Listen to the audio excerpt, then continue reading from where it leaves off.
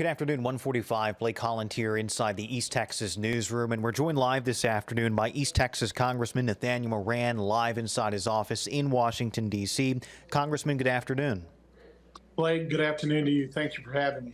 So we've got the congressman on this afternoon to talk about some news that we first broke within the last couple of hours. Republicans in the House nominating Representative Steve Scalise of Louisiana to be the next House Speaker, and a full vote on the House floor expected to happen as early possibly as this afternoon.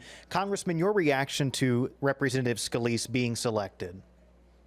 Well, I said earlier this week that both Jim Jordan and Steve Scalise would make fantastic speakers of the House. We had a great family discussion as a GOP conference. As a result of that conference, we have elected Steve, and my commitment before going into conference was that I would support whichever man came out and was nominated by the conference. So I think we need to stand unified behind Leader Scalise now, and hopefully Speaker Scalise, just like we would have behind Jim Jordan if he had been the nominee coming out of conference. Either one of those men can lead us forward.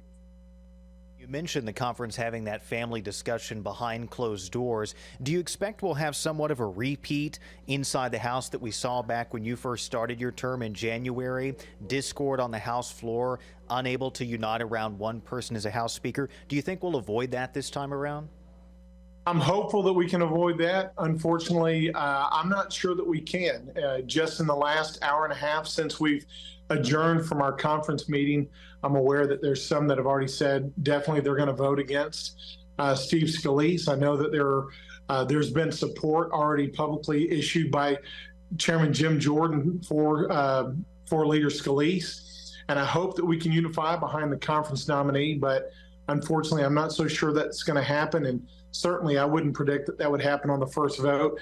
I don't know that we're actually going to get to a vote this afternoon because of some of the dissension that's already come up after conference. We may need to have another conference meeting and to vet some more things out.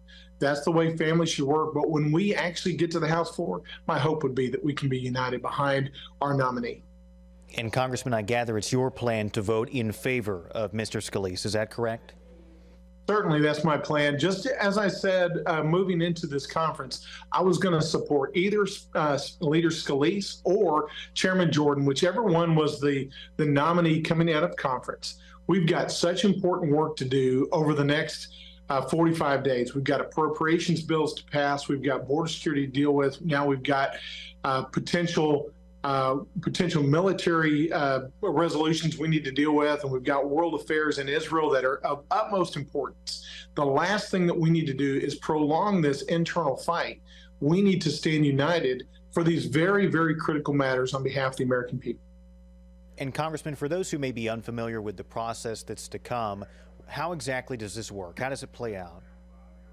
Well, what plays out from here is we go back to the House floor. We're going to have a nominee from the Republicans, a nominee from the Democrats. There may be a third nominee, just like you saw in January.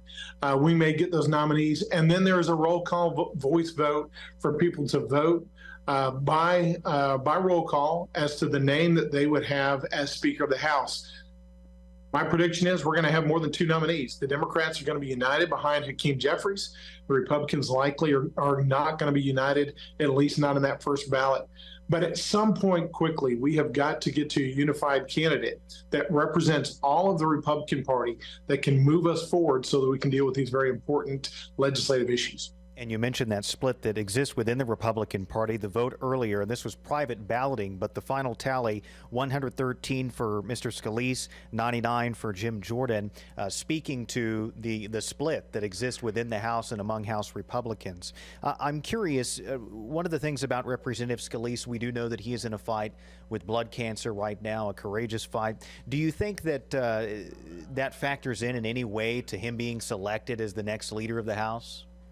Yeah, I think it does factor in, and it should factor in. And there were some honest questions and answers given in our conference meeting about that issue and about his physical state. And I would hope that all of us would have factored that in as we consider who should be our nominee.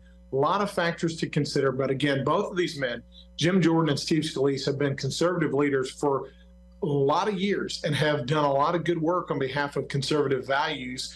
Both of them would have made great speakers of the House.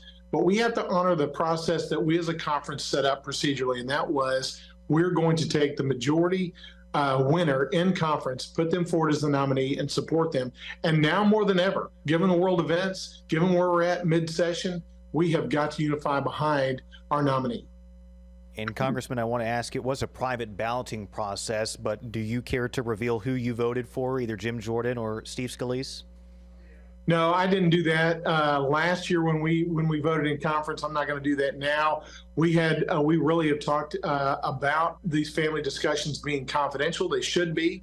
And as I said before, I was willing to come out of conference and to support whichever one of these gentlemen were going to be the nominee, because both have proven themselves to be good leaders, great leaders, in fact, for conservative values.